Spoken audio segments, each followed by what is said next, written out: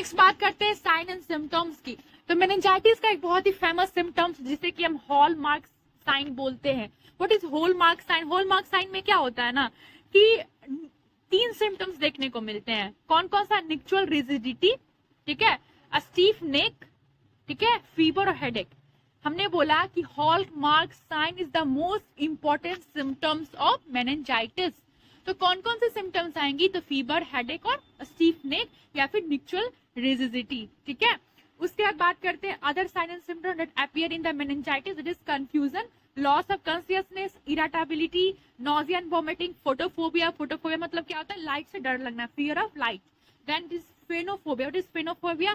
Fear of loudness, मतलब कि अगर उसको थोड़ा सा भी नॉइज होगा तो क्या होगा कि उसको एकदम अजीब सा घबराहट होने लगेगा, ठीक है, ये चीज होता है। उसके बाद बात करते हैं बहुत ही इंपॉर्टेंट सिम्टम्स है जो आपको हमेशा देखने को मिलेगी, positive Kernig sign. Basically positive Kernig, अगर हम कर्निंग साइन की बात करें तो हमेशा कंफ्यूजन रहता है, पता नहीं ये इतना कॉम्प्लिकेटेड क्यों बनाया जाता है। आज आपको कर्निंग साइन जो है बहुत ही इजीली समझा दूंगी मैं। अब बात करते हैं मेडिकल मैनेजमेंट की। तो मेडिकल मैनेजमेंट में क्या होगा कि फर्स्ट जो प्रायोरिटी होगा वो क्या आप दोगे? वो आप आइसोलेशन करोगे, ठीक है। आइसोलेशन जरूरी है क्योंकि मेनिंजाइटिस एक जो है इन्फेक्शियस डिजीज कंडीशन है। एटियोलॉजी में हमने देखा था इन्फेक्शियस के कारण जो है बैक्टीरिया वायरस के कारण हो रहा था, ठीक है।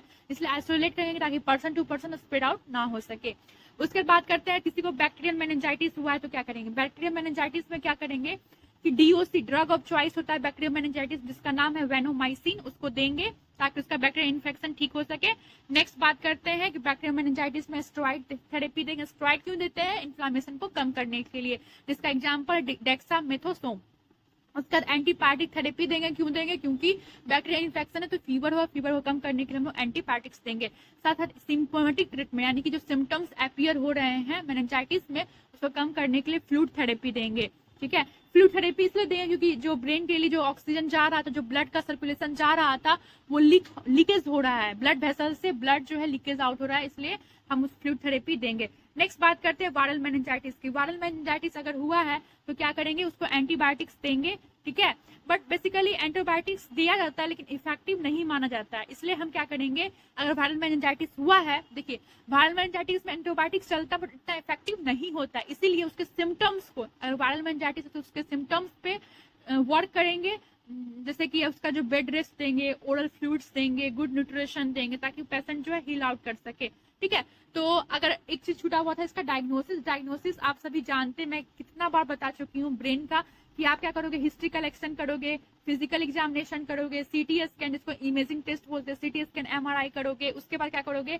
लंबर पंचर करोगे। लंबर पंचर मैं कई बार बता चुकी हूँ, लंबर पंचर करोगे डायग्नोसिस में।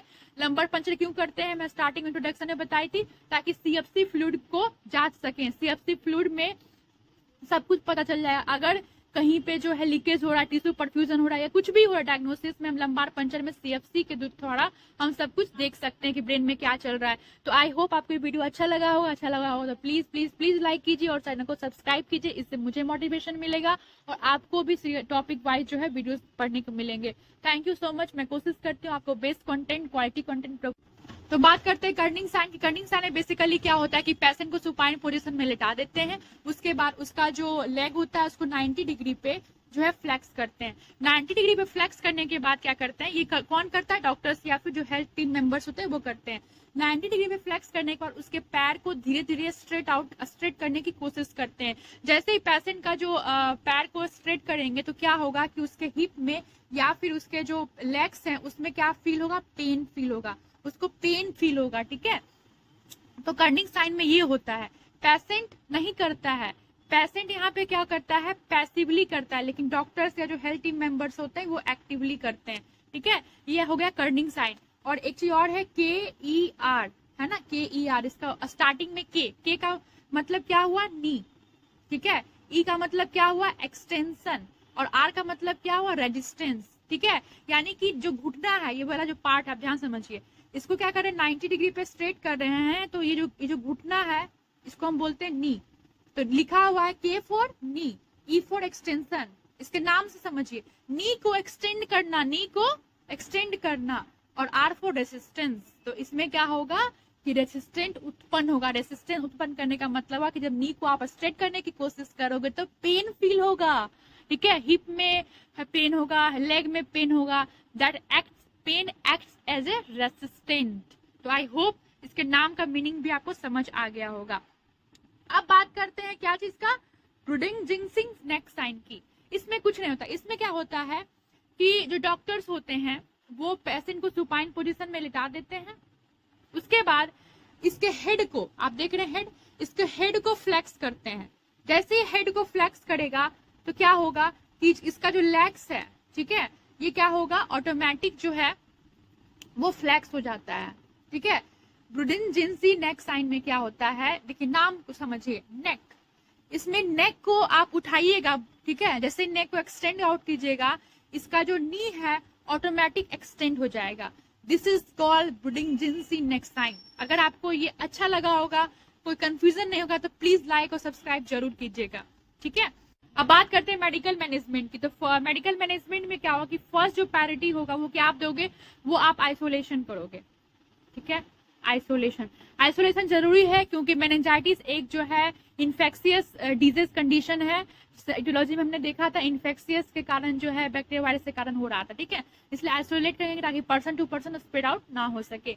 उसके बाद बात करते हैं किसी को बैक्टीरियल मेनिंजाइटिस हुआ है तो क्या करेंगे। बैक्टीरियल मेनिंजाइटिस में क्या करेंगे कि DOC ड्रग ऑफ चॉइस होता है बैक्टीरियल मेनिंजाइटिस, जिसका नाम है वेनोमाइसिन, उसको देंगे ताकि उसका बैक्टीरियल इन्फेक्शन ठीक हो सके। नेक्स्ट बात करते हैं कि बैक्टीरियल मेनिंजाइटिस में स्टेरॉइड थेरेपी देंगे। स्टेरॉइड क्यों देते हैं, इन्फ्लामेशन को कम करने के लिए, जिसका एग्जांपल डेक्सामेथासोन। उसके बाद एंटीबायोटिक थेरेपी देंगे, क्यों देंगे, क्योंकि बैक्टीरियल इन्फेक्शन है तो फीवर को कम करने के लिए हम लोग एंटीबायोटिक्स देंगे। साथ साथ सिम्प्टोमेटिक ट्रीटमेंट यानी कि जो सिम्टम्स अपीयर हो रहे हैं मेनिंजाइटिस में उसको कम करने के लिए फ्लूइड थेरेपी देंगे, ठीक है। फ्लूइड थेरेपी इसलिए देंगे क्योंकि जो ब्रेन के लिए जो ऑक्सीजन जा रहा था, जो ब्लड का सर्कुलेशन जा रहा था, वो लीकेज हो रहा है, ब्लड वेसल से ब्लड जो है लीकेज आउट हो रहा है, इसलिए हम उस फ्लूइड थेरेपी देंगे। नेक्स्ट बात करते हैं वायरल मेनिंजाइटिस की। वायरल मेनिंजाइटिस अगर हुआ है तो क्या करेंगे, उसको एंटीबायोटिक्स देंगे, ठीक है। बट बेसिकली एंटीबायोटिक्स दिया जाता है लेकिन इफेक्टिव नहीं माना जाता है, इसलिए हम क्या करेंगे, अगर वायरल मेनिंजाइटिस हुआ है, देखिए वायरल मेनिंजाइटिस में एंटीबायोटिक्स चलता है बट इतना इफेक्टिव नहीं होता है, इसीलिए उसके सिम्टम्स को, अगर वायरल मेनिंजाइटिस है तो उसके सिम्टम्स पे वर्क करेंगे। जैसे कि उसका जो बेड रेस्ट देंगे, ओरल फ्लूइड्स देंगे, गुड न्यूट्रिशन देंगे ताकि पेशेंट जो है हील आउट कर सके, ठीक है। तो अगर एक चीज छूटा हुआ था इसका डायग्नोसिस आप सभी जानते हैं, मैं कितना बार बता चुकी हूँ ब्रेन का, कि आप क्या करोगे, हिस्ट्री कलेक्शन करोगे, फिजिकल एग्जामिनेशन करोगे, सीटी स्कैन जिसको इमेजिंग टेस्ट बोलते हैं, सीटी स्कैन MRI करोगे, उसके बाद क्या करोगे, लंबर पंचर करोगे। लंबर पंचर मैं कई बार बता चुकी हूँ, लंबर पंचर करोगे डायग्नोसिस में। लंबर पंचर क्यों करते हैं, मैं स्टार्टिंग इंट्रोडक्शन में बताई थी, ताकि CFC फ्लूइड को जांच सकें। CFC फ्लूइड में सब कुछ पता चल जाए, अगर कहीं पे जो है लीकेज हो रहा है, टिश्यू परफ्यूजन हो रहा है या कुछ भी हो रहा है, डायग्नोसिस में हम लंबार पंचर में CFC के द्वारा हम सब कुछ देख सकते हैं कि ब्रेन में क्या चल रहा है। तो आई होप आपको ये वीडियो अच्छा लगा होगा तो प्लीज प्लीज प्लीज लाइक कीजिए और चैनल को सब्सक्राइब कीजिए, इससे मुझे मोटिवेशन मिलेगा और आपको भी टॉपिक वाइज जो है वीडियोस पढ़ने को मिलेंगे। थैंक